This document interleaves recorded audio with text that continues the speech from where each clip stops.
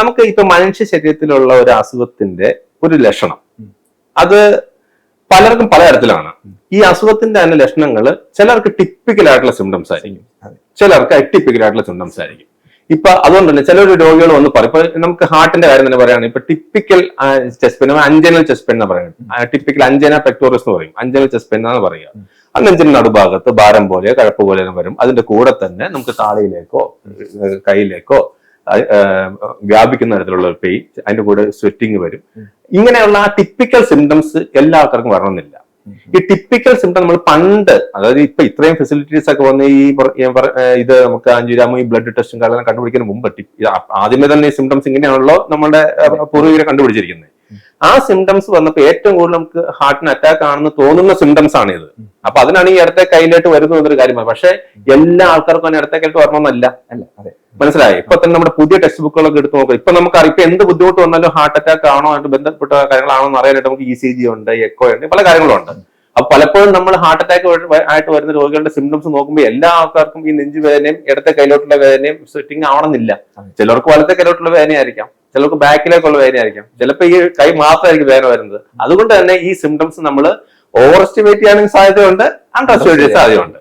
അപ്പൊ അതുകൊണ്ട് അതാണ് ഈ ഗ്യാസിന്റെ പ്രശ്നം വന്നത്. ഗ്യാസിന്റെ പ്രശ്നം എന്ന് പറയുന്നത് പ്രത്യേകിച്ച് നമുക്കിപ്പോ ഒരു പ്രായമായ ആൾക്കാർ അല്ലെങ്കിൽ സ്ത്രീകൾക്ക്, ഇവർക്കൊക്കെ ഈ എറ്റിപ്പിക്കൽ സിംറ്റംസ് ഒരാൾ ചാൻസ് കൂടുതൽ, ടിപ്പിക്കൽ സിംറ്റംസ് ഒരാൾ ഡയബറ്റീസ് ഉള്ളവർക്ക്, ഇങ്ങനെയുള്ള ആളുകൾക്ക് നമുക്ക് ടിപ്പിക്കൽ സിംറ്റംസ് വരാനുള്ള ചാൻസ് കുറവാണ്. അവർക്ക് എപ്പോഴും കുറച്ച് എറ്റിപ്പിക്കൽ സിംറ്റംസ് ആയിരിക്കും. അത് പലപ്പോഴും ചിലപ്പോൾ എപ്പോഴും പെയിൻ ആണ്. നമുക്ക് പെയിൻ ആണെങ്കിലാണ് എപ്പോഴും നമ്മൾ ഏറ്റവും കൂടുതൽ മറ്റേ ഡോക്ടേഴ്സിന് നമ്മൾ അടുത്ത് പോകുന്നത്. പെയിൻ അല്ലാത്ത സിംറ്റംസ് വരുമ്പോഴാണ് എപ്പോഴും നമ്മൾ മിസ്സായി പോകുന്നത്. ചിലപ്പോൾ ആ സിംറ്റംസ് നമുക്ക് വരുന്ന ഒരു സിറ്റുവേഷൻ ചിലപ്പോൾ വേറെ എന്തെങ്കിലും, ചിലപ്പോൾ നമ്മളതിൽ ബിസി ആയിട്ടിരിക്കുന്ന സിറ്റുവേഷൻ ആയിരിക്കും, വേറെ എവിടെയും പോകുന്ന സമയത്തായിരിക്കും, ചിലപ്പോൾ ബസ്സിലിരിക്കുമ്പോഴായി. അപ്പൊ നമുക്ക് ചിലപ്പോൾ ആ പെയിൻ ആയിട്ട് അല്ലാതെ തോന്നിയുണ്ട് നമുക്ക് ചിലപ്പോൾ അത് നമ്മൾ എത്ര ഗവനിക്കണം. പെയിൻ അല്ലാത്ത സിംറ്റംസ് അതെ, നമുക്ക് അതാണ് ഈ ഗ്യാസ് പോലെ തോന്നുന്നത്. ഇൻഡേഷൻ ആയിട്ടായിരിക്കും തോന്നുന്നത്. ചിലപ്പോൾ ജസ്റ്റ് ഒരു സ്വെറ്റിംഗ് പോലെ ആയിരിക്കും, ചിലപ്പോൾ ഒരു ടയർഡ്നെസ് പോലെ ആയിരിക്കും, ചിലപ്പോൾ ഒരു അൺഈസിനെസ് ആയിരിക്കും. പിന്നെ ഈ ഹാർട്ടിന്റെ തന്നെ ഇപ്പൊ ഈ ഹാർട്ട് അറ്റാക്ക് വരുന്ന സമയത്ത് പലർക്കും വരുന്നതെന്ന് പറഞ്ഞാൽ ഇപ്പോ ചില താള വ്യത്യാസങ്ങളെല്ലാം വരുമ്പോൾ ചിലപ്പോൾ പെയിനോ ഇതൊന്നും ചിലപ്പോൾ ഒരു ബോധക്കേടായിരിക്കും വരുന്നത്, ചിലപ്പോൾ നെഞ്ചിടിപ്പായിരിക്കും വരുന്നത്. അപ്പൊ ഇത് പല തരത്തിലും നമുക്ക് വരാം. എപ്പോഴും അൺയൂഷ്വൽ സിംറ്റംസ് വരുമ്പോൾ നമുക്ക് നോക്കുക എന്നുള്ളതാണ് എന്റെ ഏറ്റവും ഇമ്പോർട്ടന്റ് ആയിട്ടുള്ള കാര്യം. പിന്നെ പ്രത്യേകിച്ച് ഹാർട്ടിന്റെ അടിയിലത്തെ ഭിത്തിലേക്ക് വരുന്ന ഹാർട്ട് അറ്റാക്ക്, ഇൻഫീരിയർ വാൾ എന്ന് പറയുന്നത് അടിയിലത്തെ ഭിത്തിലേക്ക് വരുന്ന ഹാർട്ട് അറ്റാക്ക് രോഗികൾക്കാണ് കൂടുതൽ നമുക്ക് ഇതുപോലെ ഈ പറഞ്ഞ പോലെ ഒരു ഗ്യാസ് പോലത്തെ സിംറ്റംസും വോമിറ്റിംഗ് അങ്ങനെയൊക്കെ വരുന്നത്. അപ്പൊ പലപ്പോഴും നമുക്ക് മിസ്സായി പോകാറുണ്ട് ഈ പറഞ്ഞ പോലെ. അപ്പൊ അതാണ് അപ്പൊ എപ്പോഴും നമുക്ക് ഇപ്പൊ ഒരു ഗ്യാസിന്റെ സിംറ്റം പോലെ നമുക്ക് തോന്നിയാലും ഒരു അൺയൂഷ്വൽ ആയിട്ട് ഇപ്പൊ നമുക്കൊരു ഗ്യാസിന്റെ സിംറ്റം ഉണ്ടാക്കാൻ ചാൻസ് ഉള്ള ഒരു അവസ്ഥ ഉണ്ടായിരുന്നിരിക്കട്ടെ, പിന്നെ നമുക്കൊരു പോസിബിലിറ്റി ഉണ്ട്. പക്ഷെ അങ്ങനെ അല്ലാത്തൊരു സമയത്ത് നമുക്കൊരു ഗ്യാസ് പോലെ തോന്നി. ഇപ്പൊ ഇത്രയും ഹോസ്പിറ്റൽസ് എല്ലാം ഉണ്ട്, നമുക്ക് ഒന്നുമില്ലെങ്കിൽ പോയി ECG എടുത്ത് നോക്കാം, അല്ലെങ്കിൽ ട്രോപ്പോൺ ബ്ലഡ് ടെസ്റ്റ് ഒക്കെ മിക്കവാറും എല്ലാ ഹോസ്പിറ്റൽസും അവൈലബിൾ ആണ്. അപ്പൊ അതുകൊണ്ട് നമുക്ക് അത് പോയി ചെക്ക് ചെയ്യാന്നുള്ള ഓപ്ഷനേ ഉള്ളൂ. പിന്നെ ECG എടുക്കുമ്പോൾ എപ്പോഴും ECGയിൽ കറക്റ്റ് ആയിട്ട് പറഞ്ഞില്ല. അപ്പൊ ECG എടുത്ത് നമ്മൾ നോക്കി നോർമൽ ആയിരുന്നു, പക്ഷെ ബ്ലഡ് ടെസ്റ്റിലായിരിക്കും പോസിറ്റീവ് ആവുന്നത്. അപ്പൊ എപ്പോഴും നമുക്ക് കറക്റ്റ് ആയിട്ട് ഗ്യാസ് ആണോ കറക്റ്റ് ആയിട്ട് ഹാർട്ടിന്റെ അറ്റാക്ക് ആണെന്ന് പറഞ്ഞിട്ട് നമുക്കൊരു എക്സ്പീരിയൻസ്ഡ് ആയിട്ട് ഒരു ഡോക്ടേഴ്സിന്റെ അടുത്ത് വരുമ്പോൾ ഈ പേഷ്യന്റിന്റെ ബോഡി ലാംഗ്വേജും എല്ലാം കൂടി വെക്കും, നമുക്ക് ഒരു ഇൻഡ്യൂഷൻ തോന്നും. അതൊരു ഇമ്പോർട്ടൻസ് ആയിട്ടുള്ള കാര്യമാണ്. പിന്നെ ചിലപ്പോൾ നമുക്ക് രോഗികൾക്ക് തന്നെ അറിയാലോ, നമുക്ക് സാധാ ഗ്യാസ് പോലെ നമുക്ക്. അപ്പൊ അങ്ങനെ ഒരു അൺയൂഷ്വൽ സിംറ്റംസ് വരുമ്പോൾ എപ്പോഴും നമ്മൾ ശ്രദ്ധിക്കണം. അത് ഏറ്റവും ഇമ്പോർട്ടന്റ് ആയിട്ടുള്ള കാര്യം എന്ന് പറഞ്ഞാൽ പറ്റുന്ന ഒരു ഡോക്ടറെ അടുത്ത് പോവുക, ECG എടുത്ത് നോക്കുക, ഈ ബ്ലഡ് ടെസ്റ്റുകൾ നോക്കുക. അപ്പൊ അങ്ങനെ നോക്കുമ്പോൾ റീസണബിൾ നമുക്ക് മനസ്സിലാവും ഹാർട്ടിന് കുഴപ്പമാണെന്ന് മനസ്സിലാവും. കറക്റ്റ് ആയിട്ട് നമുക്ക് സിംറ്റം വെച്ച് മാത്രം ഇതിന്റെയാണ് ഇതിനെന്ന് പറയാൻ ബുദ്ധിമുട്ട്. കാരണം ഈ പറഞ്ഞുകൊണ്ട് തന്നെ ഗ്യാസ് പോലത്തെ ഹാർട്ട് അറ്റാക്കും വരാം, ഹാർട്ട് അറ്റാക്ക് ഇത് വരാം, അതോ അങ്ങനെ വരാം. അതുകൊണ്ട് തന്നെ അത് ഏറ്റവും ഇമ്പോർട്ടന്റ് ആയിട്ടുള്ള കാര്യം എന്താണെന്ന് വെച്ചാൽ നമുക്കിപ്പോ ഈ ഹൃദ്രോഗം നമുക്കറിയാം, ജീവിതശൈലി രോഗം, ഈ ഹൃദ്രോഗങ്ങളായിട്ട് സ്ട്രോക്ക് ആവട്ടെ നമുക്കറിയാം. ഇതുണ്ടാക്കുന്ന കുറെ റിസ്ക് ഫാക്ടേഴ്സ് നമ്മൾ റെക്കഗ്നൈസ് ചെയ്തിട്ടുണ്ട് അല്ലേ? പണ്ട് മുതലേ നമ്മുടെ ഇതിൽ നിന്ന് നമുക്ക് നമ്മുടെ പഠനങ്ങളൊക്കെ വെച്ചിട്ട് എന്തൊക്കെ തരത്തിലുള്ള കുഴപ്പങ്ങളുള്ള ആൾക്കാർക്കാണ് ഇതുപോലത്തെ അസുഖങ്ങൾ വരുന്നത് എന്ന് നമുക്ക്, അതായത് ഇതൊന്നും ഒരു 100% ഇതുണ്ടെങ്കിൽ വരും ഇല്ലെങ്കിൽ ഇല്ല അങ്ങനെയല്ല. ഇങ്ങനെയുള്ള അസുഖം വരുന്നവർക്കാണ് കൂടുതലും ഹൃദയരോഗ സാധ്യത ഈ സ്ട്രോക്കിനുള്ള ചാൻസ് കൂടുതൽ കണ്ടുപിടിച്ചിട്ടുണ്ട്. അതിൽ ഏറ്റവും പ്രധാനപ്പെട്ട കാര്യം നമുക്കറിയാം നമുക്ക് ഡയബറ്റീസ് ഉണ്ട്, പ്രഷർ ഉണ്ട്, ഹൈപ്പർ ടെൻഷൻ ഉണ്ട്, കൊളസ്ട്രോൾ കൂടിയ ആൾക്കാർക്ക് വരാന്നുള്ളത്, സ്മോക്കിംഗ് ഉണ്ട്, പിന്നെ ഫാമിലി ഹിസ്റ്ററി എന്നൊരു സംഭവം ഉണ്ട്. ഇതൊക്കെയാണ് നമുക്ക് ഏറ്റവും പ്രധാനപ്പെട്ടതായിട്ട് നമുക്ക് ഹാർട്ട് അറ്റാക്കിലേക്ക് നയിക്കുന്ന കുറച്ച് റിസ്ക് ഫാക്ടേഴ്സ്. അപ്പൊ നമ്മുടെ ഏറ്റവും ഇമ്പോർട്ടന്റ് ഉള്ള ആസ്പെക്ട് എന്താണെന്ന് വെച്ചാൽ നമുക്ക് റിസ്ക് ഫാക്ടേഴ്സ് റെക്കഗ്നൈസ് ചെയ്യാന്നുള്ളതാണ് ആദ്യം തന്നെ. പണ്ടല്ല ഇത് ഈ 50-60 വയസ്സൊക്കെ ഉള്ളപ്പോഴേക്കായിരുന്നു വരുള്ളൂ, മനസ്സിലായി. പക്ഷെ ഇപ്പൊ നമ്മളുടെ ജീവിത രീതി നമ്മുടെ ജീവിതശൈലിയെല്ലാം മാറിയോണ്ട് ഈ പറഞ്ഞ റിസ്ക് ഫാക്ടേഴ്സ് നമുക്ക് നേരത്തെ വരുന്നു. പണ്ട് ഈ പറഞ്ഞ റിസ്ക് ഫാക്ടേഴ്സ് വരുന്ന കുറച്ച് വൈകിയായിരുന്നു. അതൊരു കാര്യം. രണ്ടാമത് നമ്മളിത് ഇപ്പൊ ഇത്രയും സൗകര്യങ്ങളൊക്കെ ഉള്ളതുകൊണ്ട് എല്ലാവരും നേരത്തെ കണ്ടുപിടിക്കുന്നുണ്ട്, ഒരു അവയർനെസ് വന്നിട്ടുണ്ട്. പലപ്പോഴും പ്രത്യേകിച്ച് ഒരു സെലിബ്രിറ്റീസ് ഒക്കെ ഇച്ചിരി യങ് ഏജിലൊക്കെ മരിക്കുമ്പോൾ അങ്ങനെ നമ്മുടെ ഫ്രണ്ട്സ് നമുക്ക് യങ് ഏജിലൊക്കെ ഒരു ഹൃദയസമരം വന്നൊക്കെ മരണപ്പെട്ടു എന്നുള്ള ന്യൂസിൽ നമ്മൾ കേൾക്കുമ്പോൾ എല്ലാവർക്കും ഒരു അവയർനെസ് വന്നിട്ടുണ്ട്. അതുകൊണ്ട് എല്ലാവരും ചെക്ക് ചെയ്യുന്നുണ്ട്. പക്ഷെ ചെക്ക് ചെയ്താലും നമ്മൾ എത്രമാത്രം അത് കാര്യമായിട്ട് എടുത്ത് മുമ്പോട്ട് അതിന് പോകുന്നു എന്നുള്ളതാണ് ഇമ്പോർട്ടൻസ്. അപ്പൊ ഈ റിസ്ക് ഫാക്ടേഴ്സ് കണ്ടുപിടിക്കുക എന്നുള്ളതിന്റെ ഏറ്റവും ആദ്യത്തെ കാര്യം. ഈ റിസ്ക് ഫാക്ടേഴ്സ് കണ്ടുപിടിച്ചാൽ നമുക്ക് അങ്ങനെ ഒരു അപ്പൊ നമുക്ക് ഇപ്പോഴെല്ലാം നമുക്ക് അസുഖം വരാനുള്ള ഇപ്പൊ ആർട്ടിഫിഷ്യൽ ഇന്റലിജൻസിന്റെ സമയമാണ് ഇപ്പൊ അല്ലേ. അപ്പൊ നമുക്ക് ഈ നിർമ്മിത ബുദ്ധി അപ്പൊ നമുക്ക് ഇങ്ങനത്തെ ഈ റിസ്ക് ഫാക്ടേഴ്സ് എല്ലാം ഉള്ളപ്പോൾ നമുക്ക് ഭാവിയിൽ നമുക്കൊരു ഹാർട്ട് അറ്റാക്ക് ആവട്ടെ, സ്ട്രോക്ക് ആയിട്ട് വരാനുള്ള ചാൻസ് എത്രയാണെന്ന് നമുക്ക് ഒരു റീസണബിളി നമുക്കൊന്ന് പ്രിഡിക്റ്റ് ചെയ്യാൻ പറ്റും. അപ്പൊ അങ്ങനെ നമുക്ക് റിസ്ക് ഉള്ള ആൾക്കാരാകുമ്പോൾ നമുക്ക് ഈ പറഞ്ഞുള്ള ചെക്കപ്പുകൾ നോക്കാം. യൂഷ്വലി നമ്മൾ നോക്കുന്ന ചെക്കപ്പുകൾ ECG ഉണ്ട്, എക്കോ ഉണ്ട്, TMT ടെസ്റ്റ് ഉണ്ട്, അങ്ങനത്തെ ടെസ്റ്റുകളുണ്ട്. അങ്ങനത്തെ ടെസ്റ്റാണ് നോക്കുന്നത്. പിന്നെ ഇപ്പൊ റീസെന്റ് ഇപ്പൊ നമുക്ക് ഈ കാൽഷ്യം സ്കോറിംഗ് ഒക്കെ പറഞ്ഞ CT സ്കാനൊക്കെ നമുക്ക് എടുത്ത് നോക്കാം. പക്ഷെ അതിനൊക്കെ അങ്ങനെ അത് ജനറലൈസ് എല്ലാവരും പോയി എടുക്കണം എന്നുള്ളതല്ല. ഇതിനൊക്കെ സ്പെസിഫിക് ആയിട്ട് നമുക്ക് ഗൈഡ് ലൈൻസ് ഉണ്ട്. ഏതൊക്കെ തരത്തിലുള്ള പേഷ്യൻസിന് നമുക്ക് ഇതിന് വിടണം എന്നൊക്കെ ഗൈഡ് ലൈൻസ് ഉണ്ട്. അതുകൊണ്ട് എപ്പോഴും നമുക്ക് ഡോക്ടറിന്റെ ഇത് നിർദ്ദേശം അനുസരിച്ച് നമ്മൾ ചെയ്യാം. ഇപ്പൊ ഈ ഫാമിലി ഹിസ്റ്ററി എന്ന് പറയുമ്പോൾ നമുക്ക് ഹാർട്ട് അറ്റാക്കിന് ഫാമിലി ഹിസ്റ്ററി ഇമ്പോർട്ടന്റ് ആണ് എന്ന് പറഞ്ഞ പോലെ തന്നെ വേറെ പല അസുഖങ്ങൾക്കും ഫാമിലി ഹിസ്റ്ററി ഉണ്ട്. ഇപ്പൊ പോലെ ഹൈപ്പർ ടെൻഷൻ ആവട്ടെ, ഡയബറ്റീസ് ആവട്ടെ, അതുപോലെ കാർഡിയോമയോപ്പതി, ഹൈപ്പർട്രോഫിക് കാർഡിയോമയോപ്പതി എന്നൊക്കെ പറഞ്ഞ കാര്യങ്ങൾക്കൊക്കെ നമുക്ക് ഫാമിലിയിലുണ്ടെങ്കിൽ നമുക്ക് ഒരാളെ ചാൻസ് കൂടുതലാണ്. അപ്പൊ അങ്ങനെയുള്ളപ്പോൾ നമുക്ക് സ്ക്രീനിങ് കുറച്ചുകൂടെ നേരത്തെ യങ്ങർ ഏജിൽ നമ്മൾ സ്ക്രീനിങ് സ്റ്റാർട്ട് ചെയ്യും. പിന്നെ ഈ ഹാർട്ട് അറ്റാക്ക് സംബന്ധിച്ച് നമ്മൾ ഫാമിലി ഹിസ്റ്ററി എന്ന് പറയുന്ന ഒരു കാര്യത്തിന് അത് എപ്പോഴാണെന്ന് വെച്ച് കഴിഞ്ഞാൽ ഏറ്റവും അടുത്ത ബന്ധുക്കൾ, ഇപ്പൊ അച്ഛൻ, അമ്മ, സഹോദരന്മാർ, അങ്ങനെ ഫസ്റ്റ് ഡിഗ്രി റിലേറ്റീവ്സിന് ഒരു 55 വയസ്സിൽ താഴെയുള്ള ഒരു മെയില് അല്ലെങ്കിൽ 60 ഇയേഴ്സിൽ താഴെയുള്ള ഒരു ഫീമെയില്, അങ്ങനെയുള്ള ഒരു അടുത്ത റിലേറ്റീവിന് നമുക്ക് ഒരു ഹാർട്ട് അറ്റാക്ക് ഉണ്ടെങ്കിൽ നമുക്കൊരു റിസ്ക് ആണ്. അതാണ് നമ്മൾ റിസ്ക് എന്ന് പറയുന്നത്. ഇപ്പൊ 70 വയസ്സ് 80 വയസ്സിലുള്ള നമുക്കൊരു വീട്ടിൽ നമ്മുടെ അച്ഛനോ അല്ലെങ്കിൽ നമുക്ക് അങ്ങനെ ആർക്കെങ്കിലും ബുദ്ധിമുട്ടുണ്ടെങ്കിൽ നമുക്ക് അത് റിസ്ക് എന്ന് പറയാം. അത് ഓൾറെഡി നമുക്ക് ഏജ്ഡ് ആയതുകൊണ്ട് വന്നതാണെന്ന് പറയാൻ പറ്റുള്ളൂ. പക്ഷെ യങ്ങർ ഇതിൽ നമുക്ക് ഒരു ചെറുപ്രായത്തിൽ തന്നെ ഹാർട്ട് അറ്റാക്കോ അല്ലെങ്കിൽ അകാലത്തിൽ മരണമോ വന്നിട്ടുണ്ടെങ്കിൽ നമുക്കത് റിസ്ക് ഫാക്ടറാണ്. അപ്പൊ അങ്ങനെയുള്ളപ്പോൾ നമ്മൾ പറഞ്ഞത് നമുക്ക് ഈ ഫാമിലി ഹിസ്റ്ററി എന്ന് പറയുമ്പോൾ നമ്മൾ യൂഷ്വലി അതൊരു നോൺ മോഡിഫൈബിൾ റിസ്ക് ഫാക്ടർ എന്ന് പറയും. നമുക്കത് മാറ്റാൻ പറ്റത്തില്ല. അപ്പൊ നമുക്ക് അങ്ങനെ ഉള്ളപ്പോ അതിന്റെ കൂടെ നമ്മൾ ബാക്കിയുള്ള കാര്യങ്ങൾ വരുമ്പോഴാണ് കൂടുതൽ ഇമ്പോർട്ടൻസ്. മനസ്സിലായി? ഇപ്പൊ ഫാമിലി ഹിസ്റ്ററി ഉള്ള ഒരാൾ ഭയങ്കരമായിട്ട് സ്മോക്ക് ചെയ്യുന്നു, ഫാമിലി ഹിസ്റ്ററി ഉള്ള ആൾക്ക് ഡയബറ്റീസ് ഉണ്ട്, പക്ഷെ നമ്മൾ കെയർ ചെയ്യുന്നില്ല. ഫാമിലി ഹിസ്റ്ററി ഉള്ള ആൾക്ക് ഈ പറഞ്ഞ ഫാമിലി ഹിസ്റ്ററിന് വേറെ ഇമ്പോർട്ടന്റ് കാര്യമാണ് ഈ കൊളസ്ട്രോൾ ഉള്ളത്. പലർക്കും ഫെമിനിയൽ ഹൈപ്പർലിപ്പിഡീമിയ എന്നൊരു കണ്ടീഷനാണ്. എല്ലാ ആൾക്കാർക്കും കൊളസ്ട്രോൾ ഭയങ്കര 400, 500, 600 ഒക്കെ ആയിരിക്കും ഇരിക്കുന്നത്. അപ്പൊ അങ്ങനെയൊക്കെ അപ്പൊ നമുക്ക് ഇങ്ങനെ ഒരു ഫാമിലി ഹിസ്റ്ററി ഇങ്ങനെ ഒരു ഉണ്ടെങ്കിൽ നമ്മൾ കൂടുതൽ കുറച്ചുകൂടെ കെയർഫുൾ ആയിട്ട് നേരത്തെ തന്നെ സ്ക്രീൻ ചെയ്ത് ഇങ്ങനെ ഡയബറ്റീസ് ഉണ്ടോ, പ്രഷർ ഉണ്ടോ, നമുക്ക് സ്മോക്ക് ചെയ്യുന്ന ആളെ നിർത്തുക, പെട്ടെന്ന് തന്നെ നമ്മുടെ ജീവിതശൈലിയിൽ മാറ്റങ്ങൾ വരുത്തുക. അങ്ങനെ മാറ്റങ്ങൾ വരുത്തി മോണിറ്റർ ചെയ്തുകൊണ്ടിരിക്കുമ്പോൾ നമുക്ക് മറ്റേ ഈ പാരമ്പര്യമായിട്ടുള്ള കാര്യത്തിൽ നമുക്ക് മാറ്റാൻ പറ്റത്തില്ലല്ലോ. അപ്പൊ നമുക്ക് ഇത് ഡെഫിനറ്റ്ലി നമുക്കത് കുറയ്ക്കാൻ പറ്റും. നമുക്ക് ഈ പഠനങ്ങളിൽ തന്നെ ഈ പറഞ്ഞ ഷുഗർ, പ്രഷർ അതുപോലത്തെ കാര്യങ്ങൾ ഇതുപോലെ ഹാർട്ട് അറ്റാക്കിലേക്കും സ്ട്രോക്കിലേക്കും നയിക്കുന്നു എന്ന് പഠനങ്ങൾ പറഞ്ഞ പോലെ തന്നെ നമ്മൾ തെളിയിച്ചിട്ടുണ്ട്. ഈ കാര്യങ്ങൾ ഇന്റർവ്യൂ ചെയ്ത് കഴിഞ്ഞാൽ ഈ ഹാർട്ട് അറ്റാക്കിന്റെ റിസ്ക് വളരെ കുറയ്ക്കാമെന്നുള്ള നമ്മൾ തെളിയിച്ചിട്ടുണ്ട് പഠനങ്ങളിൽ. സോ ഡെഫിനറ്റ്ലി നമുക്ക് അതുകൊണ്ട് ഒരു കുഴപ്പമില്ല. നമുക്ക് ഒരു ടെസ്റ്റ് നമുക്ക് 100% സെൻസിറ്റീവ് സ്പെസിഫിക് എന്ന് പറയാൻ പറ്റത്തില്ല. എല്ലാത്തിനും നമുക്ക് ഒരു ഇതുണ്ട്. ഇപ്പൊ ഫോൾസ് പോസിറ്റീവ് എന്ന് പറഞ്ഞു കഴിഞ്ഞാൽ ഇപ്പൊ അസുഖം ഇല്ല, പക്ഷെ ടെസ്റ്റ് പോസിറ്റീവ് ആയിട്ട് വന്നു, ഫോൾസ് പോസിറ്റീവ് അല്ലേ. ഇപ്പൊ ഫോൾസ് നെഗറ്റീവ് എന്ന് പറയുമ്പോൾ അസുഖം ഉണ്ട്, പക്ഷെ നമ്മൾ എപ്പോഴും ഉദാഹരണത്തിന് പറയാം, ഇപ്പൊ നമ്മൾ ഒരു ആണിന്റെ മൂത്രം എടുത്തിട്ട് യൂറിൻ പ്രഗ്നൻസി ടെസ്റ്റ് നോക്കുന്നു, അത് പോസിറ്റീവ് ആയെന്ന് വിചാരിച്ചു കഴിഞ്ഞാൽ നമുക്ക് പ്രഗ്നന്റ് പറയാൻ പറ്റുമോ? പറയാൻ പറ്റത്തില്ല. പക്ഷെ അതിൽ നമുക്കൊരു ഇൻഡിക്കേഷൻ, ഇപ്പോൾ ഉദാഹരണത്തിന് ഈ പ്രഗ്നൻസി ടെസ്റ്റിൽ നോക്കുന്നത് ചില പ്രത്യേക തരത്തിലുള്ള ഹോർമോൺ HCG എന്നൊരു സാധനമാണ് നോക്കുന്നത്. ചില ടെസ്റ്റിക്കുലർ ട്യൂമേഴ്സ് അങ്ങനത്തെ കാര്യങ്ങളിൽ ഇത് ഉണ്ടാക്കുന്ന ഇതുണ്ട്. അപ്പൊ അങ്ങനെയുള്ള ആൾക്കാർ പോസിറ്റീവ് ആവാം. അപ്പൊ നമുക്ക് ആ ഇൻഡിക്കേഷൻ വെച്ചിട്ടാണ് ചെയ്യുന്നതെങ്കിൽ നമുക്കത് മനസ്സിലാക്കാം. അതാണ്. അപ്പൊ നമുക്ക് ഇത് ഈ ഫോൾസ് പോസിറ്റീവ്, ഫോൾസ് നെഗറ്റീവ് എന്നുള്ള എല്ലാ ടെസ്റ്റുകൾക്കും ഉള്ളതാണ്. അപ്പൊ അതിൽ നമ്മൾ എങ്ങനെയാണ് ട്രൂ പോസിറ്റീവ് അല്ലെങ്കിൽ ട്രൂ നെഗറ്റീവ് ആക്കുന്നത് നമ്മുടെ സെലക്ഷൻ പോലെ ഇരിക്കും. മനസ്സിലായോ? അപ്പൊ നമുക്ക് ഒരു ടെസ്റ്റ് നമ്മൾ ഓർഡർ ചെയ്യുമ്പോൾ നമുക്കറിയാം ഈ പേഷ്യന്റിന്, ഒരു ഉദാഹരണത്തിന് ഇപ്പോ ഒരാള് ടിപ്പിക്കൽ ചെസ്റ്റ് പെയിൻ ആയിട്ട് വരുന്നു, അദ്ദേഹത്തിന് ഷുഗർ ഉണ്ട്, കൊളസ്ട്രോൾ ഉണ്ട്, സ്മോക്കിംഗ്, അങ്ങനെ റിസ്ക് ഫാക്ടേഴ്സ് ഉള്ള ഒരാൾ ടിപ്പിക്കൽ ചെസ്റ്റ് പെയിൻ ആയിട്ട് വരുന്നു.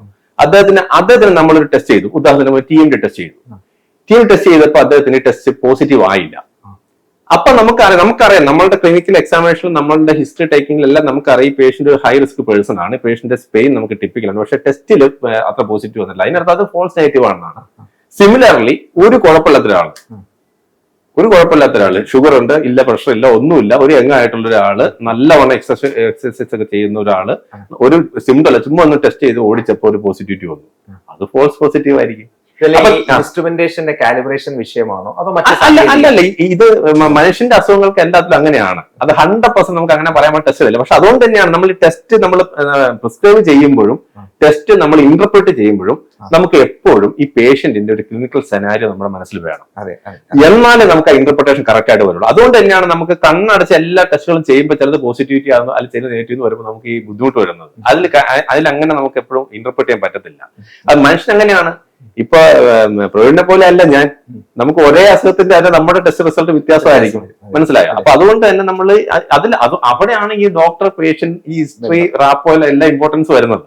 മനസ്സിലായോ? നമുക്ക് ഇത്രയും മനസ്സിലാക്കി എക്സാമിനേഷൻ ഒക്കെ ചെയ്ത് മനസ്സിലാക്കി നമുക്ക് നമ്മുടെ മനസ്സിലുള്ള കാര്യമാണ് നമ്മൾ ടെസ്റ്റ് ചെയ്യുന്നുണ്ടെങ്കിൽ നമുക്ക് കറക്റ്റ് അറിയാം ആ ടെസ്റ്റിന്റെ റിസൾട്ടിൽ നമ്മൾ എന്ത് ചെയ്യണം, പോസിറ്റീവ് എന്ത് ചെയ്യണം, നെഗറ്റീവ് എന്ത് ചെയ്യണം മനസ്സിലാവും. അപ്പൊ ഈ ഫോൾസ് പോസിറ്റീവ് നെഗറ്റീവ് വളരെ ഇമ്പോർട്ടന്റ് ആയിട്ട് കാര്യമാണ്. ഇപ്പൊ നമുക്ക് എല്ലാവരും ഇപ്പൊ പോയിട്ട് നമുക്ക് ലാബുകളൊക്കെ ഉള്ളതുകൊണ്ട് നമ്മൾ ചുമ്മാ പോയി ചെക്ക് ചെയ്യും അല്ലെ. നമ്മൾ ചുമ്മാ പോയി ചെക്ക് ചെയ്യുമ്പോൾ അതിൽ നമ്മൾ മനസ്സിലാക്കേണ്ട കാര്യം എന്താണെന്ന് വെച്ചാൽ ഈ ഒരു റിസൾട്ടിന്റെ പോസിറ്റീവ് നെഗറ്റീവ് അല്ലെങ്കിൽ ഒരു വാല്യൂ തന്നിരിക്കുന്നത് അത് ശരിക്കും പറഞ്ഞ നമ്മൾ സ്റ്റാറ്റിസ്റ്റിക്കലി തന്നിരിക്കുന്ന ഒരു വാല്യൂ ആയിരിക്കും. അപ്പൊ ആ വാല്യൂലുള്ളത് മാത്രമല്ല കറക്റ്റ്. ഒരു ഉദാഹരണത്തിന് ഇപ്പൊ നമ്മുടെ ഒരു 45-50 വയസ്സുള്ള ഒരാളുടെ ഒരു ആവറേജ് ഷർട്ട് സൈസ് എത്രയാണെന്ന് ചോദിക്കുന്നു. നമ്മൾ പറയുകയാണ് 40 അല്ലെങ്കിൽ 42 എന്ന് പറഞ്ഞിരിക്കട്ടെ. അതിനർത്ഥം 39 ഉള്ള ആൾ അബ്നോർമൽ ആകുന്നില്ല, അല്ല 43 ഉള്ള ആൾ അബ്നോർമൽ ആകുന്നില്ല. അതിൽ കുറച്ച് അപ്പൊ 90-99% ആൾക്കാർ ഇതിനകത്ത് പെടും, കുറച്ച് ആൾക്കാർ അപ്പുറത്തും ഇപ്പുറത്തും വരാം. അപ്പൊ അതുകൊണ്ട് തന്നെ റിസൾട്ടിന്റെ അകത്ത് കുറച്ച് അങ്ങോട്ടും ഇങ്ങോട്ടൊക്കെ വ്യത്യാസം ഉണ്ടെന്ന് വെച്ചാൽ കുഴപ്പമില്ല. പക്ഷെ നമ്മളത് ഇന്റർപ്രറ്റ് ചെയ്യേണ്ട രീതിയാണ്. നമ്മളെ പേഷ്യനെ കറക്റ്റ് മനസ്സിലാക്കി സിംറ്റംസ് ഒക്കെ മനസ്സിലാക്കി അതിന്റെ കാര്യങ്ങളും പോസിബിലിറ്റീസ് ഒക്കെ ചാൻസ് ഒക്കെ നോക്കിയതിന് ശേഷമാണ് ഇന്റർപ്രറ്റ് ചെയ്യണമെങ്കിൽ നമുക്ക് പലപ്പോഴും കറക്റ്റ് ആയിരിക്കും. അപ്പൊ നമുക്ക് ഫോൾസ് പോസിറ്റീവും ഫോൾസ് നെഗറ്റീവും കറക്റ്റ് ആയിട്ട് മനസ്സിലാക്കാൻ പറ്റും. അപ്പൊ അതിലൊരു കാര്യമുണ്ട്. ഇപ്പൊ നമുക്ക് ഈ ചെയ്യുന്ന ടെസ്റ്റുകൾ ഇപ്പൊ വളരെ ഈസി ആയിട്ട് ചെയ്യാൻ പറ്റുന്ന ടെസ്റ്റുകളാണ്. ഒരു റിസ്ക്കും ഇല്ലാത്ത ടെസ്റ്റുകളായിരിക്കട്ടെ, നമുക്ക് ഈസി ആയിട്ട് എല്ലാവർക്കും ചെയ്യാം. ഇപ്പൊ ഒരു ഈസി എടുത്തു പോകുന്നതിന് കുഴപ്പമില്ല, മനസ്സിലായി. ഒരു എക്കോ ടെസ്റ്റ് എടുത്തു പോകുന്നതിൽ കുഴപ്പമില്ല. പക്ഷെ അതുപോലത്തെ ടെസ്റ്റ് അല്ല ആൻജിയോഗ്രാം ടെസ്റ്റ് എന്ന് പറയുന്നത്. മനസ്സിലായോ? നമ്മൾ എപ്പോഴും ഒരു ടെസ്റ്റ് ഒരു ടെസ്റ്റിന്റെ അകത്ത് കുറച്ച് റിസ്ക് ഉണ്ട്. അപ്പൊ നമ്മൾ എപ്പോഴും അതൊരു ടെസ്റ്റ് ആവട്ടെ, ഒരു ട്രീറ്റ്മെന്റ് ആവട്ടെ, എന്ത് കാര്യമാവട്ടെ, നമ്മൾ റിസ്ക് വേഴ്സസ് ബെനിഫിറ്റ് നോക്കും അല്ലെ. അപ്പൊ നമുക്ക് ഒരു ടെസ്റ്റ് ചെയ്ത് നമ്മളിത് ഇപ്പൊ നമുക്ക് ഞാൻ പറഞ്ഞ പോലെ തന്നെ നമുക്ക് ഒരാളെ കാണുമ്പോൾ ഇദ്ദേഹത്തിന് ബാക്കി സിംറ്റംസും ബാക്കി എല്ലാം നോക്കിയിട്ട് നമുക്ക് തോന്നുവാണ് ഇദ്ദേഹത്തിന് ഇത് വരാനുള്ള ചാൻസ് വളരെ വളരെ. ഇപ്പൊ നമുക്ക് ഈ കാര്യങ്ങൾ തന്നെ സീറോ റിസ്ക് എന്നൊരു സംഭവം ഇല്ല. നമുക്ക് ലോ റിസ്ക് ആണോ ഹൈ റിസ്ക് ആണോ മോഡറേറ്റ് റിസ്ക് ആണോ പറയാൻ പറ്റുള്ളൂ. അപ്പൊ നമ്മളെല്ലാവരും ജനറൽ പോപ്പുലേഷൻ നമ്മളെല്ലാവരും ലോ റിസ്ക് അല്ല സീറോ റിസ്ക് എന്ന സംഭവം ഇല്ല. അപ്പൊ നമ്മൾ അങ്ങനെയുള്ള ഒരാൾക്ക് ഒരു റിസ്ക് ഉള്ള ഒരു പ്രൊസീജിയർ ചെയ്തിട്ട് കുഴപ്പമുണ്ടോ നോക്കുന്ന കാര്യം വെച്ചാൽ അതല്ലാതെ തന്നെ അത് ഇല്ലാന്ന് കണ്ടുപിടിക്കാനുള്ള കാര്യങ്ങൾ നമുക്ക് ഉള്ളപ്പോൾ നമ്മൾ ഈ നോൺ ഇൻവേസീവ് ആയിട്ട് ടെസ്റ്റുകൾ നോക്കും. മനസ്സിലായി? അതുകൊണ്ടാണ് നമുക്ക് ചെയ്യാൻ പറ്റാത്തത്. പിന്നെ അങ്ങനെയുള്ളപ്പോ അവിടെയാണ് ഞാൻ പറഞ്ഞത് നമ്മൾ കേസ് സെലക്ഷൻ ഇമ്പോർട്ടന്റ് ആണെന്നുണ്ട്. ഇപ്പൊ ഒരു ഉദാഹരണത്തിന് നമുക്കൊരു ഫാമിലി ഹിസ്റ്ററി ഉള്ള ഒരാൾ നമ്മുടെ അടുത്ത് വരുന്നു. അദ്ദേഹത്തിന് കുറച്ച് സിംറ്റംസ് ഒക്കെ ഉണ്ട്. നമുക്കത് അദ്ദേഹത്തിന് വലിയൊരു ടിപ്പിക്കൽ സിംറ്റം അല്ല, അന്ന് ഫാമിലി ഹിസ്റ്ററി ഉണ്ട്. നമുക്ക് അദ്ദേഹത്തിന്റെ ഈ പറയുന്ന ECG ഒക്കെ നോർമലാണ്, എക്കോ ഒക്കെ നോർമലാണ്. അങ്ങനെയുള്ള ഒരാൾക്ക് ചെയ്യാൻ പറ്റുന്ന ടെസ്റ്റാണ് CT ആൻജിയോഗ്രാം എന്ന് പറയുന്നത്. മനസ്സിലായി? അപ്പൊ CT ആൻജിയോഗ്രാം ചെയ്യുമ്പോൾ നമുക്ക് ജസ്റ്റ് ഒന്ന് റൂൾ ഔട്ട് ചെയ്താൽ മതി, ഉണ്ടോ ഇല്ലെന്ന് റൂൾ ഔട്ട് ചെയ്യാം. അങ്ങനെയുള്ള പക്ഷെ എന്നും പറഞ്ഞ് എല്ലാ ആൾക്കാർക്കും CT ആൻജിയോഗ്രാം ചെയ്യുമ്പോൾ ഈ CT ആൻജിയോഗ്രാം ചെയ്യാനും നമുക്ക് കോൺട്രാസ്റ്റ് വേണം, അതിന് റേഡിയേഷൻ ഉണ്ട്. അപ്പൊ നമ്മൾ ഇത് കണ്ടുപിടിക്കാനായിട്ട് പോകുമ്പോഴും ഈ ഒരു കോൺട്രാസ്റ്റ് എക്സ്പോഷറും എക്സ്ട്രാ എക്സ്പോഷറും ഉണ്ട്. അപ്പം അതുകൊണ്ട് ഞാൻ പറയാം നമ്മളൊരു ടെസ്റ്റ് ചെയ്യുമ്പോൾ അതിന്റെ റിസ്ക്കും ബെനിഫിറ്റും കൂടി നോക്കിയിട്ട് നമ്മൾ അഡ്വൈസ് ചെയ്യാം. അതുകൊണ്ടാണ് നമുക്ക് ചെയ്യാൻ പറ്റാതെ. ഇല്ലെങ്കിൽ എല്ലാ ആൾക്കാർക്കും നമുക്ക് വരുമ്പോൾ റൊട്ടീനായിട്ട് ചെയ്തതിന് നമുക്ക് ഒരു കുഴപ്പമില്ല. നമ്മൾ ഈ പറഞ്ഞ ജീവിതശൈലി രോഗങ്ങൾ അല്ലാതെ അല്ലെങ്കിൽ ഇതുള്ളപ്പോ നമ്മൾ ഈ പേഴ്സൺ ഹൈ റിസ്ക് ആണോ ലോ റിസ്ക് ആണോ അത് നമുക്ക് പ്രെഡിക്ട് ചെയ്യാം. ഇപ്പൊ നമുക്ക് ഈ മറ്റേ ഇത് പ്രെഡിക്ട് ചെയ്യാനുള്ള റിസ്ക് സ്കോറിംഗ് സിസ്റ്റം ഒക്കെ മനസ്സിലായോ? നമുക്ക് ഈ സ്റ്റഡി മറ്റേ പഠനങ്ങളിൽ നിന്നും കണ്ടുപിടിച്ചിട്ട് സ്റ്റഡീസ് ഇതുണ്ട്. അപ്പൊ നമുക്ക് ഇതുണ്ട്. നമുക്ക് നമ്മുടെ നെക്സ്റ്റ് 10 yearsൽ നമുക്ക് ഹാർട്ട് അറ്റാക്ക് വരാനുള്ള റിസ്ക് എന്താണ്? 10% ആണ്, 20% ഒക്കെ മുകളിലാണെങ്കിൽ high risk, very high risk എന്ന് പറയും. അപ്പൊ ആ റിസ്ക് നമുക്ക് കാൽക്കുലേറ്റ് ചെയ്യാം. അത് ബേസിക്കലി നമ്മുടെ പേഷ്യന്റ് നമ്മുടെ ഈ റിസ്ക് ഫാക്ടേഴ്സും കാരണം വെച്ചിട്ടാണ്. അപ്പൊ അങ്ങനെ നമ്മൾ പേഷ്യന്റ് ഹൈ റിസ്കിലാണെങ്കിൽ അതിന് നമ്മൾ ഇന്റർവ്യൂ ചെയ്യും. നമ്മൾ നേരത്തെ ഇന്റർവ്യൂ ചെയ്യും. അതായത് അതിന്റെ റിസ്ക് ഫാക്ടർ മോഡിഫിക്കേഷൻ നമുക്ക് നേരത്തെ തുടങ്ങണം. മനസ്സിലായോ? അപ്പൊ നമുക്ക് അങ്ങനെ ചെയ്യാൻ പറ്റും. നമുക്ക് ഉറപ്പിച്ച് വരാൻ പറ്റുന്ന നമ്മൾ തന്നെ നോക്കുമ്പോൾ ചിലപ്പോൾ ഹാർട്ട് അറ്റാക്ക് ആയിട്ട് വരുന്ന രോഗികൾക്ക് ഒരു കുഴപ്പം എല്ലാ ടെസ്റ്റും ഒന്നും കാണത്തില്ല. അത് മനസ്സിലായോ? അതുപോലെ തന്നെ ഇപ്പൊ എല്ലാ റിസ്ക് ഫാക്ടേഴ്സ് ഉള്ള ആൾക്കാർക്ക് ഒരു കുഴപ്പമില്ലാതിരിക്കുന്ന ആൾക്കാരുണ്ട്. ഇത് രണ്ട് എക്സ്ട്രീമും എല്ലായിടത്തും വരും. നമുക്കൊരു 1:1 അല്ല 100% അങ്ങോട്ടും ഇങ്ങോട്ടുള്ള കോറിലേഷൻ നമുക്ക് ഒരിക്കലും കിട്ടത്തില്ല. നമ്മളിപ്പോ ബേസിക്കലി നമ്മൾ സയൻസ് വെച്ച് പ്രാക്ടീസ് ചെയ്യുമ്പോൾ ഇപ്പൊ നമ്മൾ മോഡേൺ മെഡിസിന്റെ പ്രത്യേകത എന്താണ്? നമ്മൾ ഇപ്പൊ ഒരു പ്രത്യേക സാധനം നമുക്കൊരു അസുഖം ഉണ്ടാക്കുന്നു എന്ന് നമ്മൾ നമ്മൾ ഹൈപ്പോത്തിസിസ് ചെയ്യും. പക്ഷെ അത് എന്താക്കുന്നു തെളിയിച്ചാലേ നമുക്ക് ഇതാന്ന് പറയാൻ പറ്റുള്ളൂ. അതുപോലെ തന്നെ ഒരു കാര്യത്തിന്റെ ട്രീറ്റ്മെന്റ്, ഒരു ഉദാഹരണത്തിന് നമ്മൾ പ്രഷറിന് ഒരു മരുന്ന് കണ്ടുപിടിച്ചു. അപ്പൊ നമ്മൾ ആ പ്രശ്നം മരുന്ന് കണ്ടുപിടിക്കുമ്പോൾ അതിനൊരു ബാക്കിലൊരു സയൻസ് ഉണ്ടാവും. ഇന്ന പ്രിൻസിപ്പിൾ വെച്ചിട്ടായിരിക്കും ഇന്ന പ്രിൻസിപ്പിൾ വെച്ചിട്ട് ഈ മരുന്ന് ഈ BP കുറയ്ക്കുന്നു. അത് മാത്രം പോരാ, ഇത് നമ്മൾ വീണ്ടും നമുക്ക് പരീക്ഷിച്ച് ഇത് നമുക്ക് ഇഫക്റ്റീവ് ആണെന്ന് തെളിയിക്കാനുള്ള ട്രയൽസ് നടത്തി ആ ട്രയൽസിന്റെ അകത്ത് ഇത് ഇഫക്റ്റീവ് ആണ്, വേറെ കുഴപ്പങ്ങളില്ല എന്ന് നമുക്ക് ശരിക്കും പ്രൂവ് ചെയ്താൽ മാത്രമേ നമുക്കത് പുറത്തേക്ക് ഇടാൻ പറ്റുള്ളൂ. എന്ന് പറഞ്ഞ പോലെ അല്ല നമ്മൾ ഇപ്പൊ ഈ പറഞ്ഞ കാര്യം. നമ്മളത് ഓരോരുത്തരും നമ്മളുടെ ഒരു ഇതിൽ നമ്മൾ ചെയ്യുന്നതാണ്. ഒരുപക്ഷെ അത് ഇതുപോലെ ഈ പറഞ്ഞ പോലെ സ്റ്റഡീസ് നടത്തി അതിന്റെ ഒരു ബേസിക് അതിന്റെ ബാക്കിലുള്ള ഒരു പ്രിൻസിപ്പിൾ ഇത് ഇങ്ങനെ ചെയ്ത് അങ്ങനെ പറയുമ്പോഴല്ലേ നമുക്ക് സയന്റിഫിക്കലി പറയാൻ പറ്റുള്ളൂ. അല്ലാതെ പറയുന്നല്ല എന്റെ ഒപ്പീനിയൻ അല്ലെങ്കിൽ താങ്കളുടെ ഒപ്പീനിയൻ അങ്ങനെ പറയാൻ. നമുക്ക് അങ്ങനെ പറയുമ്പോൾ നമുക്ക് ഒരു ജനറൽ പോപ്പുലേഷൻ അങ്ങനെ നമുക്ക് പറഞ്ഞു കൊടുക്കാൻ പറ്റത്തില്ല. ഇപ്പൊ നമുക്കിപ്പോ കാർഡിയോളജിയിലുള്ള ട്രീറ്റ്മെന്റ് അവിടെ മോഡേൺ മെഡിസിനിലുള്ള എല്ലാ ട്രീറ്റ്മെന്റും എന്ന് പറഞ്ഞാൽ അതിനൊരു സയൻസ് ബേസ് ഉണ്ട്. അതിനുശേഷം നമ്മൾ ഈ ട്രയൽസ് എല്ലാം ഇംപ്ലിമെന്റ് ചെയ്ത് എവിഡൻസ് ബേസും ഉണ്ട്. സയൻസ് ബേസ് മാത്രമല്ല, അത് ട്രയൽസ് ആ ഒരു സയൻസിനെ നമ്മൾ ശരിക്കും പരീക്ഷണം ഇത് പഠനം നടത്തിയിട്ട് ഇത് എഫക്റ്റീവ് ആണ്, ഇതിന് കുഴപ്പമില്ല, അല്ലെങ്കിൽ ഇതിന് ഇന്ന മാത്രം കുഴപ്പങ്ങളാണ് വരുന്നതെന്ന് നമ്മൾ തെളിയിച്ചതിന് ശേഷം ആണ് ഒരു സാധനം മരുന്നാവട്ടെ എന്ത് ചികിത്സയാവട്ടെ അത് പുറത്തേക്ക് വരുന്നത്. അങ്ങനെയാണ്. അപ്പൊ അങ്ങനെ വരുമ്പോ ഈ പറഞ്ഞ കാര്യങ്ങൾ നമുക്ക് ഇപ്പൊ ദോഷമില്ലാത്ത കാര്യങ്ങൾ ചെയ്തോളാം പറയാന്നുള്ളതല്ല, നമുക്കത് ഓരോരുത്തരുടെ വിശ്വാസമല്ല. നമുക്ക് നമ്മളെങ്ങനെ പറയുന്നത് വേണ്ടത് എങ്ങനെ പറയാൻ പറ്റും? കാരണം അതെനിക്ക് അറിഞ്ഞുകൂടാ. ചിലപ്പോ നമുക്ക് സയൻസിന് മനസ്സിലാക്കാൻ പറ്റാത്ത ഒരുപാട് കാര്യങ്ങളുണ്ട് അല്ലേ? നമുക്ക് സയൻസിന് മനസ്സിലാക്കിയിരിക്കുന്ന കാര്യങ്ങൾ മാത്രമേ നമുക്ക് അത് വെച്ചുള്ള കാര്യങ്ങൾ പറയാൻ പറ്റുള്ളൂ. ഈ പറഞ്ഞ കാര്യത്തിന്റെ ബാക്കിലുള്ള ഒരു സയൻസിന് എന്തെങ്കിലും കാര്യങ്ങളുണ്ടോ, നമ്മൾ മനസ്സിലാക്കാത്തതാണോ എന്നുള്ള നമുക്ക് അറിയാൻ പാടില്ല. ഇപ്പൊ പാലില് മഞ്ഞപ്പൊടി ഇട്ട് കഴിക്കുമ്പോൾ ഇതിലുള്ള എന്തെങ്കിലും ഒരു കെമിക്കൽ എന്തെങ്കിലും ഉണ്ടാവുന്നത് നമുക്കൊരു ഗുണമുള്ള കാര്യമാണോ എന്നറിയാൻ നമുക്കറിയാൻ പാടില്ല. ഇപ്പൊ ഞാൻ കൊളസ്ട്രോളിന് മരുന്ന് കൊടുക്കുമ്പോൾ കൊളസ്ട്രോളിന്റെ മരുന്ന് ഇപ്പൊ അട്ടോർവാസ്റ്റാറ്റിൻ മരുന്ന് കൊടുക്കുമ്പോൾ ഈ അട്ടോർവാസ്റ്റാറ്റിൻ മരുന്ന് ബോഡിക്കകത്ത് പോയി കഴിഞ്ഞാൽ HMG കോയ റിഡക്ടേസ് എന്നൊരു എൻസൈമിനെ ഇൻഹിബിറ്റ് ചെയ്യുന്നു. അത് ഇൻഹിബിറ്റ് ചെയ്യുന്നതാണ് കൊളസ്ട്രോൾ ഉണ്ടാവാത്തത് എന്ന് നമുക്കറിയാം. എന്ന് പറഞ്ഞുകൊണ്ട് ഒരു പ്രിൻസിപ്പിൾ നമുക്ക് ഇതിനകത്ത് മനസ്സിലാക്കിയാലേ നമുക്ക് പറയാൻ പറ്റുള്ളൂ അങ്ങനെ ഉണ്ടോ, അല്ലെങ്കിൽ നമുക്ക് പറയാൻ പറ്റത്തില്ല. അതാണ് എനിക്ക് ഇതിനുള്ള ഒരു ഇത്. അത് ദോഷം ചെയ്യാത്ത കാര്യമാണെങ്കിൽ നമുക്ക് ചെയ്യാം. അപ്പൊ ഈ മോഡേൺ മെഡിസിന്റെ പ്രത്യേകത എന്താണെന്ന് വെച്ചാൽ നമ്മളൊരു കാര്യത്തിന് അതിന്റെ ദോഷം നമുക്കറിയാം. ഞാനൊരു മെഡിസിൻ കൊടുക്കുമ്പോൾ ഇതിന്റെ ഇഫക്റ്റ് ഇതാണ്, പക്ഷെ ഇത് ഡോസ് കൂടുതലായാലോ ഇത് അല്ലെങ്കിൽ ഇതിന്റെ സൈഡ് എഫക്റ്റ് ആയിട്ട് വരുന്ന കാര്യം എന്താണെന്ന് എനിക്കറിയാം. പലപ്പോഴും അല്ലാതെ കഴിക്കുന്നത് ഇപ്പൊ നമ്മൾ ഈ പറഞ്ഞ പച്ചില മരുന്നതും ആവട്ടെ, അതിൽ ചിലപ്പോൾ നല്ല കണ്ടന്റ് കാണുമായിരിക്കും, പക്ഷെ അതിലെ ചില കണ്ടന്റ് ദോഷം ചെയ്ത് നമുക്ക് അറിഞ്ഞുകൂടാ. അതുകൊണ്ട് തന്നെ പല മരുന്നുകളും നമുക്ക് കിഡ്നിക്ക് ദോഷം ഉണ്ടാക്കുന്നുണ്ടാവും, ചിലപ്പോൾ ലിവറിന് ദോഷം ഉണ്ടാക്കുന്നുണ്ടാവും. അതാണ് അതിന്റെ പ്രത്യേകത. അപ്പൊ അതും നമ്മൾ പഠിച്ച് എക്സ്ട്രാക്ട് ചെയ്തതിന്റെ കാര്യം എങ്ങനെയാന്ന് പറഞ്ഞൊരു പഠനം വന്നു കഴിയുമ്പോൾ നല്ലതായിരിക്കും, അന്നല്ലേ നമുക്ക് പറയാൻ പറ്റും. ഇപ്പൊ സ്റ്റെന്റിന്റെ കാര്യം പറയുകയാണെങ്കിൽ ശരിക്കും ഒരു ഹാർട്ട് അറ്റാക്ക് വരുമ്പോൾ ബ്ലോക്ക് മാറ്റി കഴിഞ്ഞാൽ അത് നമുക്ക് മരണങ്ങളെല്ലാം തടയുന്ന ശരിക്കും പഠനങ്ങൾ തെളിയിച്ചിട്ടുണ്ട്. മനസ്സിലായോ? അപ്പൊ സ്റ്റെന്റ് കൊണ്ട് ചികിത്സ മോശമാണെന്ന് വെച്ചാൽ മോശമല്ല. പക്ഷെ അത് നമുക്ക് എല്ലാത്തിനും നമുക്ക് correct patient recognition, correct indication, correct procedure, അങ്ങനെ ഇതിനൊന്നും കുഴപ്പമില്ല. അപ്പൊ ഇത് നമുക്കിപ്പോ ഇത് സ്റ്റെന്റ് മാഫിയ അല്ലെങ്കിൽ അനാവശ്യമായിട്ട് സ്റ്റെന്റ് ചെയ്യുന്നു, അനാവശ്യമായിട്ട് സർജറി ചെയ്യുന്നു എന്നൊക്കെ പറയുന്നത് ഇപ്പൊ എങ്ങനെയാണ് നമ്മളത് എങ്ങനെ ഇന്റർപ്രറ്റ് ചെയ്യുന്നത് എനിക്ക് അറിഞ്ഞുകൂടാ. നമ്മുടെ ഒരു പേഷ്യന്റിനെ കണ്ട് ഇപ്പൊ ശരിക്കും പറഞ്ഞാൽ ഈ ഇപ്പൊ നമ്മൾ ഹാർട്ട് അറ്റാക്ക് വരാൻ കാരണം രക്തക്കൊള്ള അടഞ്ഞു പോകാണെന്ന് സയൻസ് കണ്ടുപിടിച്ചു. അപ്പൊ അതിന്റെ ട്രീറ്റ്മെന്റ് എന്താണ്? തുറക്കാന്നുള്ളതാണ്. അത് എത്രയും പെട്ടെന്ന് തുറക്കാന്നുള്ളതാണ്. ഇപ്പൊ അങ്ങനെ വലിയ വില വ്യത്യാസം ഇല്ല. ഇപ്പൊ ക്യാപ്പിംഗ് വന്നതിന് ശേഷം ഇപ്പൊ എല്ലാ നല്ല സ്റ്റെൻസിനും 41,000 റുപ്പീസിന്റെ 40,000 എന്ന് പറഞ്ഞ മാക്സിമം ആ റേഞ്ചിലാണ് വില വരുന്നത്. പിന്നെ നമുക്കൊരു കാര്യം മനസ്സിലാക്കേണ്ടത് എന്താണെന്ന് വെച്ചാല് ഈ സ്റ്റെന്റ് എങ്ങനെയാണ് നമുക്ക് ഇതിൽ വന്നത്? ഈ സ്റ്റെന്റും പഠനങ്ങൾ നടത്തിയിട്ടാണ്. മനസ്സിലായോ? നമുക്ക് ഈ സ്റ്റെന്റും നമുക്ക് പലതരത്തിലുള്ള സ്റ്റെന്റുകൾ, അതിൽ പലതരത്തിലുള്ള അതും മരുന്ന് പുരട്ടാത്ത സ്റ്റെന്റുണ്ട്, മരുന്ന് പുരട്ട സ്റ്റെന്റ്. ആദ്യം മരുന്ന് പുരട്ടാത്ത സ്റ്റെന്റാ വന്നത്. ഇതിനു മുമ്പ് ജസ്റ്റ് ബലൂൺ ആൻജിയോപ്ലാസ്റ്റി ആയിരുന്നു. മനസ്സിലായി? ഈ ബലൂൺ ആൻജിയോപ്ലാസ്റ്റി ചെയ്തപ്പോൾ നമുക്ക് മനസ്സിലായി അതിന്റെ 50% ആൾക്കാർക്ക് വീണ്ടും അടഞ്ഞു പോയിരുന്നു. അപ്പൊ അപ്പോഴാണ് നമുക്ക് മനസ്സിലായി ഈ ഇലാസ്റ്റിക് റീകോയിലിംഗ് കാരണമാണ്. മനസ്സിലായി? അപ്പൊ ബലൂൺ വെച്ച് മാത്രം ചികിത്സിച്ച് കഴിഞ്ഞാൽ ഒരു 50% ആൾക്കാർ വീണ്ടും അടഞ്ഞു പോകും. അപ്പോഴാണ് നമുക്ക് മനസ്സിലായത് അങ്ങനെ ശരി. അപ്പോഴാണ് ഈ സ്റ്റെന്റ് വെച്ച് തുടങ്ങി. അപ്പൊ ഈ റീകോയിലും തടയാൻ പറ്റും സ്റ്റെന്റ് വെച്ച് കഴിയുമ്പോൾ. അപ്പോഴാണ് മനസ്സിലായത് ഈ സ്റ്റെന്റ് വെച്ചാലും ഇതിന്റെ ഉള്ളിൽ വീണ്ടും കോശങ്ങളൊക്കെ വളർന്നിട്ട് വീണ്ടും ഇത് അടവ് വരാനുള്ള ചാൻസ് ഉണ്ടെന്ന് മനസ്സിലായി. അപ്പൊ അതിനെ പ്രിവെന്റ് ചെയ്യാനായിട്ട് എങ്ങനെയാണ് പഠനം നടത്തിയപ്പോഴാണ് ഈ മരുന്ന് പുരട്ട സ്റ്റെന്റ് എന്ന് വന്നത്. മരുന്ന് പുരട്ട സ്റ്റെന്റ് വന്നപ്പോൾ വീണ്ടും നമുക്ക് ആ ചുരുങ്ങുന്നത് വീണ്ടും കുറയ്ക്കാൻ പറ്റി. അതിന്റെ ഈ സ്റ്റെന്റിന്റെ സ്ട്രക്ചറിലും ഡിസൈനിലൊക്കെ മാറ്റങ്ങൾ വന്നിപ്പോ ഇപ്പൊ അവൈലബിൾ ആയിട്ടുള്ള സ്റ്റെൻസ് എന്നല്ല വളരെ നല്ല ബ്യൂട്ടിഫുൾ നല്ല സ്റ്റെൻസ് ആണ്. അതിന്റെ അകത്ത് ഈ റീസ്നോസിസ് ചാൻസ് എല്ലാം ഇപ്പൊ കുറവാണ് പണ്ടത്തേക്ക് വെച്ച് നോക്കുമ്പോൾ. അപ്പൊ ഈ സ്റ്റെൻസ് ഈ പഠനങ്ങൾ നടത്തിയിട്ട് നമുക്ക് സ്റ്റെൻസ് വരുമ്പോൾ തന്നെ ഈ മരുന്നുകൾ അവിടെ നമുക്ക് FDA എന്ന് കേട്ടില്ല, FDA CE മാർക്ക് എന്നൊക്കെ പറയും. ഇങ്ങനത്തെ ഇവരുടെയൊക്കെ അപ്രൂവൽ കിട്ടിയ സ്റ്റെൻസ് ആണ് നമ്മൾ പലപ്പോഴും നമ്മൾ യൂസ് ചെയ്യുന്നത്. അപ്പൊ ആ സ്റ്റെൻസിന്റെ അത് പണ്ട് ഇതിനൊക്കെ ഭയങ്കര വിലയായിരുന്നു, 1 ലക്ഷത്തിനും 1.5 ലക്ഷത്തിനൊക്കെ വിലകളായി. പക്ഷെ ഇപ്പൊ എല്ലാം നമുക്ക് കുറഞ്ഞ 42,000 റുപ്പീസിന്റെ എന്നാണ് ഇപ്പൊ അവൈലബിൾ ആയിട്ട് കിട്ടുന്നത്. ഇതിൽ തന്നെ ഒരുപാട് വേരിയേഷൻസ് ഉള്ള സ്റ്റെൻസ്, ഒരു എല്ലാത്തിനും എല്ലാ നല്ല സ്റ്റെൻസിനും ഈ അളവിലാണ് വരുന്നത്.